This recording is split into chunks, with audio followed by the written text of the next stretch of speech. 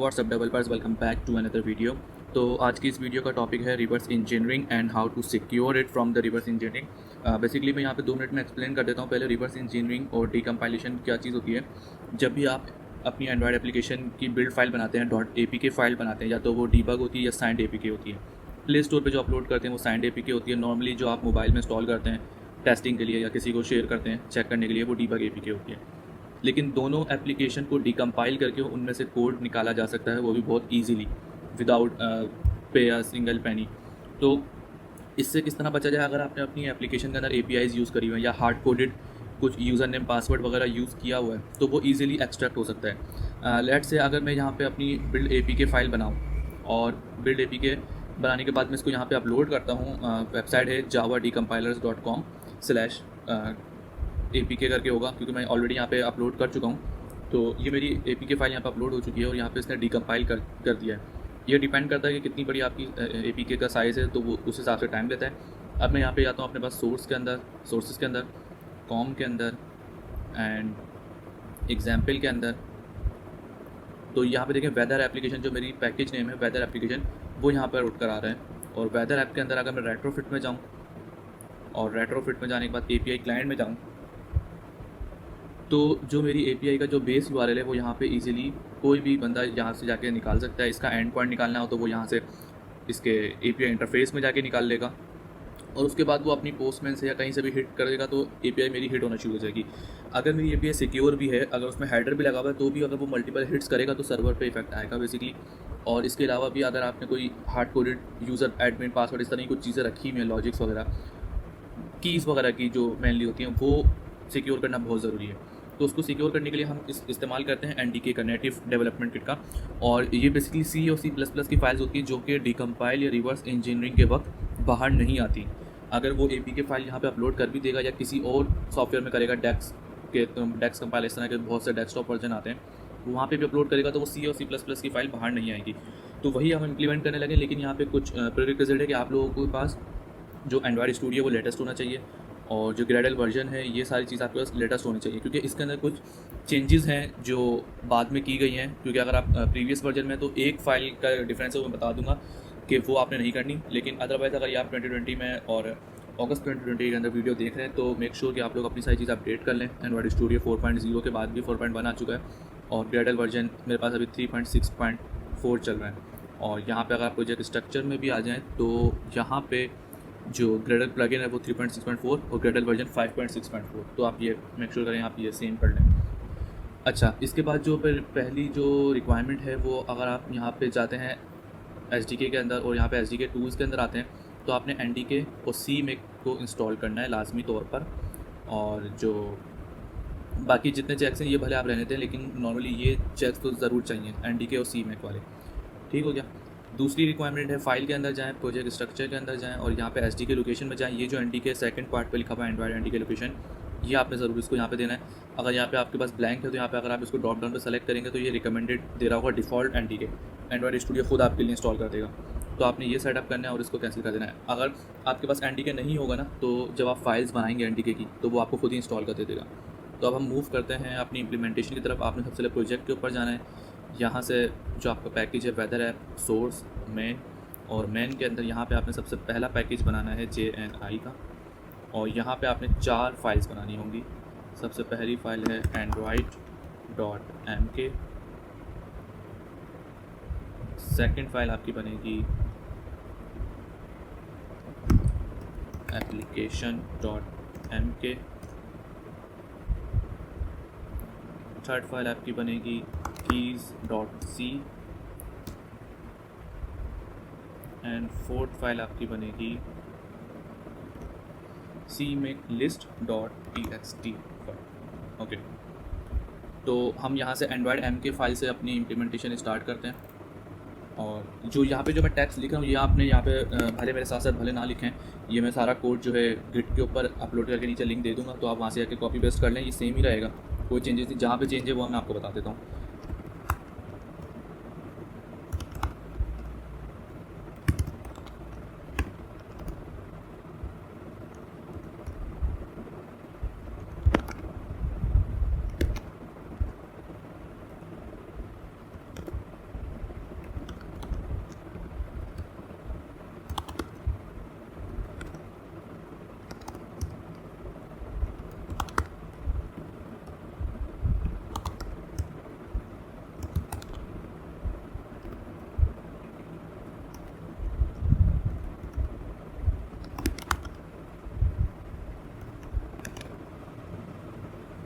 Okay, तो Android MK के अंदर जो हमने टैग्स लिखा था वो लिख चुके हैं। अच्छा, इसकी बैकग्राउंड के पीछे आपको जाने की ज़रूरत नहीं है कि ये क्या प्रोसेस है। ये सी की हम बेसिकली इंप्लीमेंटेशन कर रहे हैं, इसको हम बता रहे हैं मॉड्यूल कीज़ और कीज़ डॉट सी के अंदर हम चीज़ें रख रहे हैं और एक लाइब्रेरी टाइप की हम चीज़ यहाँ पे बनाने जा रहे हैं। तो आपने एप्लीकेशन डॉट MK के अंदर काम करना है, app_abi : all। दैन सी में लिस्ट के अंदर आपने एक लंबा चौड़ा टैक्स लिखना है जो कि मुझे याद नहीं है, लेकिन इन्होंने एंड्रॉयड अपनी इम्प्लीमेंटेशन के अंदर भी दिया हुआ है, डॉक्यूमेंटेशन के अंदर, लेकिन वो चंक्स के अंदर दिया हुआ है। तो ये एक मुझे अभी मैं जब प्रैक्टिस कर रहा था इसकी, तो ये मुझे यहाँ से ये टैक्स मिला। ये फाइल की ज़रूरत नहीं होती अगर आप पुराने एंड्रॉयड स्टूडियो के ऊपर काम कर रहे हैं तो, और आपका अगर वर्जन पुराना है तो। ये मैं सारा टैक्स एक जगह पे रख के, क्या नाम है, ये पूरा प्रोजेक्ट में बेसिकली गिट के ऊपर अपलोड कर दूँगा, तो आप लोगों को ईजिली मिल जाएगा ये। अब आ जाते हैं कीज़ डॉट सी के अंदर। ये मेन क्लास है हमारी सी की, जहाँ पे आपको अपने हिसाब से काम करना होगा। अभी तक जो 3 फाइल्स थी आपने कॉपी पेस्ट करनी है just.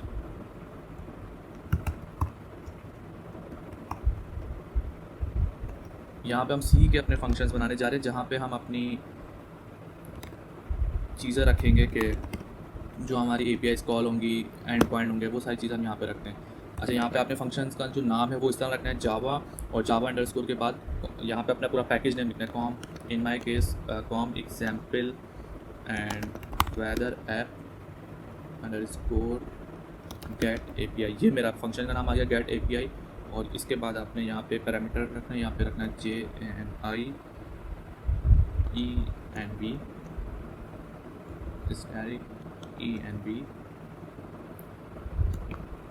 J class and type, and यहाँ पे आपने रिटर्न कराना है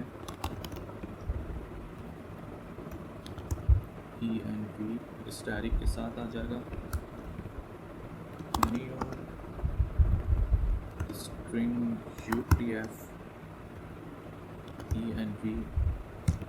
यहाँ पे आपकी API का एंड पॉइंट आएगा। API का जो एंड पॉइंट है, जो मेरे पास API क्लाइंट है वो है ये API ओपन वेदर ऐप, लेकिन हम इसको इस तरह डायरेक्ट नहीं रखेंगे। यहाँ पे मैंने यहाँ पे बेसिकली इनकोड करके रखा हूँ। यहाँ पे base64 आप इनकोड कर लें तो एक लेयर सिक्योरिटी की और हो जाती है।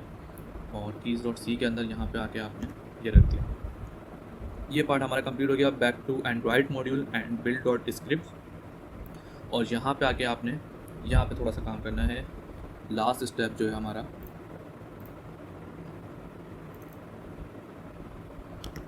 External native build NTK build. यहाँ पे आपने पाथ बताना है कहाँ से मॉड्यूल उठा, सोर्स /main/jni/android.mk। तो वो पाथ ये होगा सी मेक का, जो हमें एक और पाथ देना है जो हमने फाइल बनाई है, और इसको करना है सिंक नाउ, इट्स वर्किंग। तो अब हम क्या करेंगे, अपनी जो API क्लाइंट है, जो हमारा मेन थ्रेड है कि भाई यूज़र को ये अगर कोई भी डीकम्पाइल करके निकालना चाहे तो उसको ये चीज़ ना मिले, तो हम इस चीज़ को बचाने के लिए करेंगे कुछ ये कि यहाँ पे हम ये की हटा देंगे हार्ड कोडेड, और यहाँ पे हम क्या करेंगे, टॉप के ऊपर एक बनाएंगे static system dot load library, और यहाँ पे हम देंगे कीज़, और यहाँ पे हम देंगे public static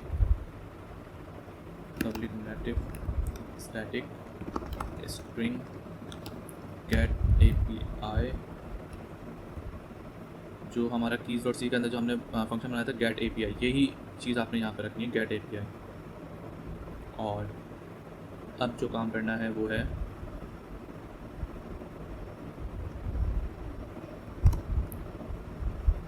public static string API की equal to new string base64 dot decode get API dot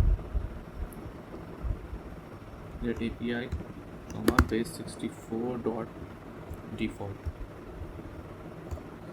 अब इसके अंदर हमारा जो वेरिएबल है API की, इसके अंदर हमारे पास ये एंड पॉइंट उठकर आ चुका है। तो अब आप देखें यहाँ पे हार्ड कोडेड मैंने API का जो बेस URL था वो छुपा दिया, वो कीज़ डॉट सी के अंदर है, और वो कभी भी डीकम्पाइल के ऊपर बाहर आएगा ही नहीं।